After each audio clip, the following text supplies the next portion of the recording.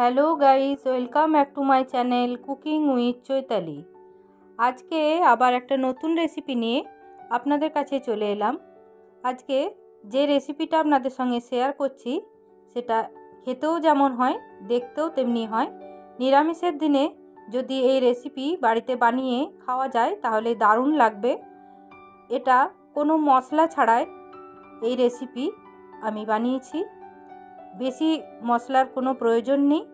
তো আজকে যে রেসিপি বানিয়েছি সেটা হচ্ছে ধনিয়া বেগুন। কিভাবে আমি বানিয়েছি স্কিপ না করে চলুন আজকে দেখে নিন আজকের রেসিপি ধনিয়া বেগুন। এখানে আমি একটা বড় বেগুন নিয়ে নিয়েছি। দেখুন, বেগুনটাকে আমি প্রথমে 4 ভাগ করে কেটে নিচ্ছি।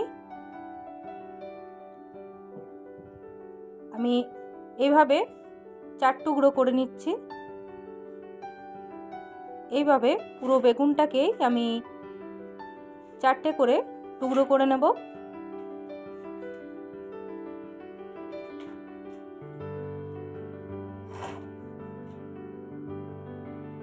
এখানে আমি একটা বেগুনকে বানাচ্ছি, আপনাদের যদি বেশি প্রয়োজন হয় আপনারা তার বেশিও নিতে পারেন। এখানে আমি একটা বেগুনকে 4 টুকরো করে 3 ভাগ করে 4 টুকরো করে আমি কেটে নিলাম।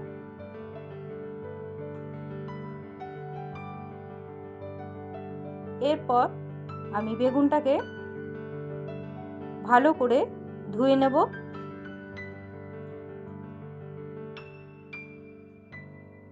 ভালো করে বেগুনটাকে ধুয়ে একটা ছাকনার মধ্যে আমি ছেঁকে নিচ্ছি।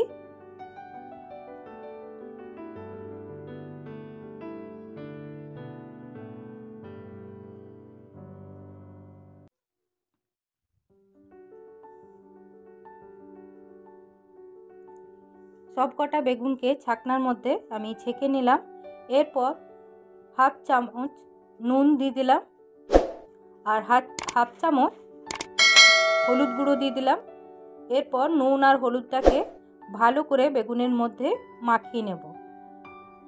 ভালো করে মাখিয়ে এটা যে বেগুনের থেকে যে জলটা সেটা আমি 10 মিনিট ঝরার জন্য আমি কিছুক্ষণ রেখে দিচ্ছি। এদিকে আমি 1 আটির মতন ধনেপাতা নিয়ে নিয়েছি। এখানে ধনেপাতাটা একটু বেশি পরিমাণের লাগবে। আমি ধনেপাতাটাকে ভালো করে বেছে আমি কিছুটাকে কেটে ফেলে দিচ্ছি। এরপর ধনেপাতাগুলোকে ছোট ছোট করে কেটে নেব।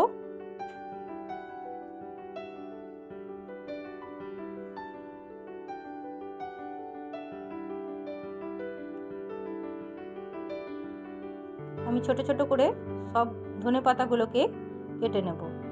এরপর ধনেপাতাটাকেও আমি কিন্তু ভালো করে জলে ধুয়ে নিতে হবে।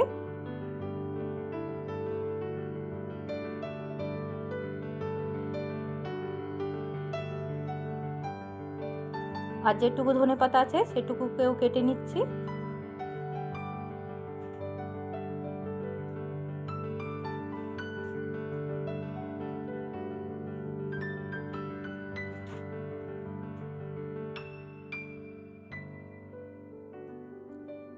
এরপর ধনেপাতাটাকে জল দিয়ে ভালো করে ধুয়ে নেব।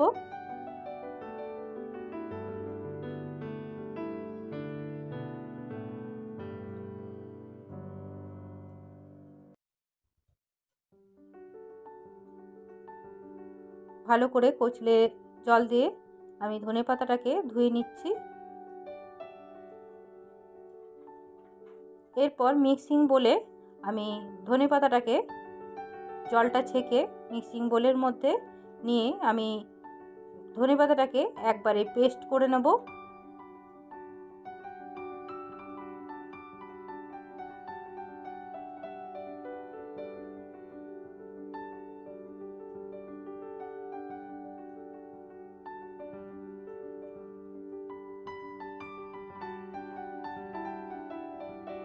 এরপর আমি 5 থেকে 6টা কাঁচা লঙ্কা দিয়ে দিলাম। ঝালটা আপনাদের ইচ্ছা অনুযায়ী দেবেন।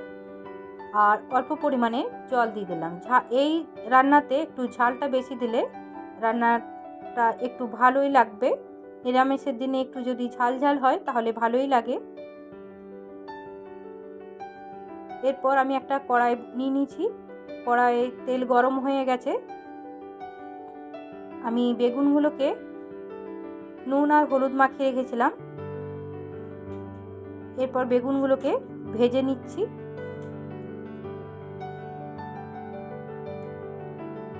সব কটা বেগুনকেই আমি দিয়ে দিচ্ছি তেলের মধ্যে।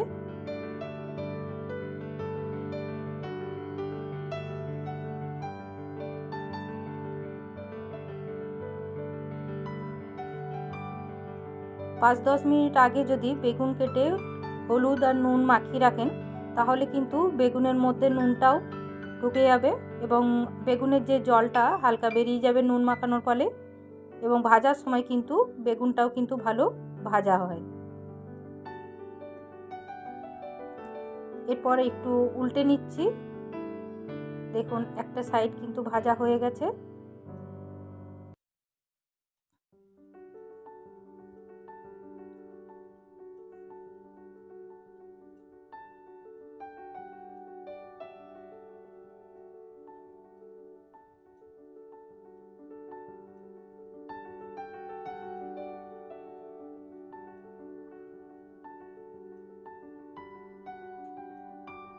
বেগুনগুলোকে উল্টে নিলাম। দেখুন বেগুনগুলো কিন্তু ভাজা হয়ে গেছে। এরপর আমি বেগুনগুলোকে একটা পাত্রের মধ্যে তেলটা ছেঁকে তুলে নিচ্ছি। এরপর ওই তেলের মধ্যেই আমি রান্নাটা শুরু করব। দেখুন আমি ধনেপাতাটাকে একবারে মিহি করে পেস্ট করে নিয়েছি।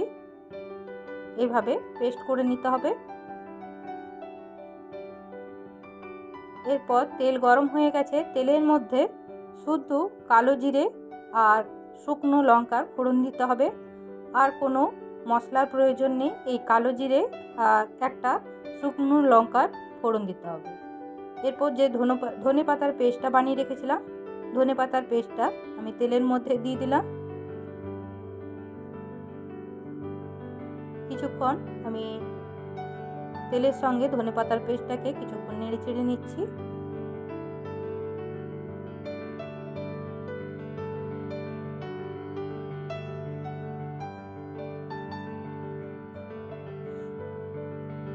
আমি হাফ চামচের মতন হলুদ দিয়ে দিলাম। খুব অল্প পরিমাণে হলুদ দিলেও হবে, আবার হলুদ না দিলেও হবে। আমি হাফ চামচের মতন হলুদ দিয়ে দিলাম আর হাফ চামচ নুন দিয়ে দিলাম।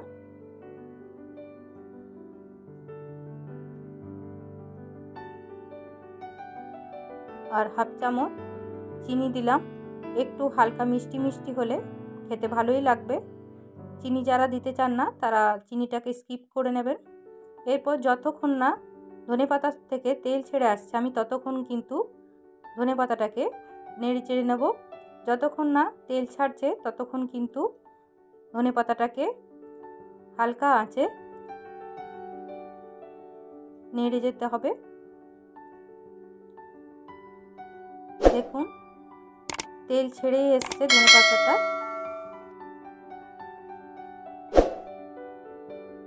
এরপর যে বেগুনগুলো ভেজে রেখেছিলাম বেগুনগুলোকে আমি ধনেপাতার মধ্যে দিয়ে দিচ্ছি।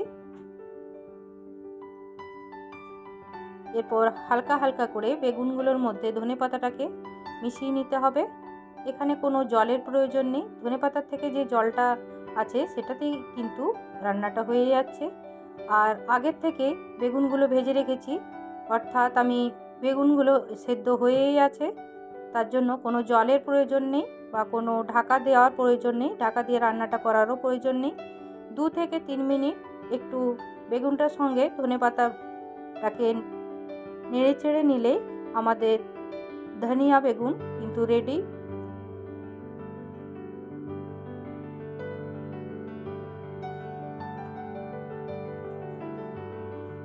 খুব চটজলদিও বানানো যায় এবং খেতেও দারুণ স্বাদের হয়।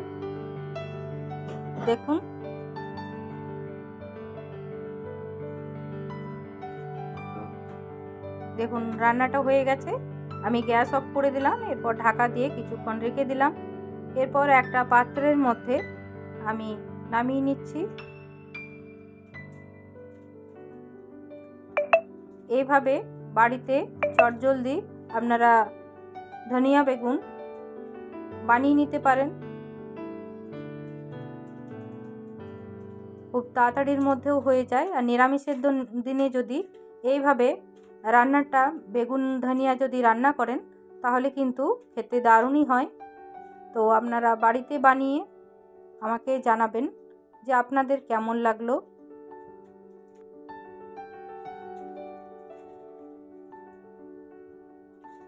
তো আমাদের ধনিয়া বেগুন রেডি হয়ে গেছে। তো বাড়িতে অতি অবশ্যই একদিন বানিয়ে আমাকে কমেন্ট বক্সে জানাবেন যে আপনাদের কেমন লাগলো ধনিয়া বেগুন। আরও যদি নতুন নতুন রান্না দেখতে চান তাহলে কমেন্ট বক্সে জানান যে আপনারা কী রান্না দেখতে চান। আর যারা নতুন বন্ধু তাদের কাছে অনুরোধ রইল যে আমার চ্যানেলকে সাবস্ক্রাইব করে দেবেন আরও নতুন নতুন রান্না দেখার জন্য। আর যারা পুরনো বন্ধু তারা আমার সঙ্গে এগিয়ে চলুন। সুস্থ থাকবেন, ভালো থাকবেন। নমস্কার।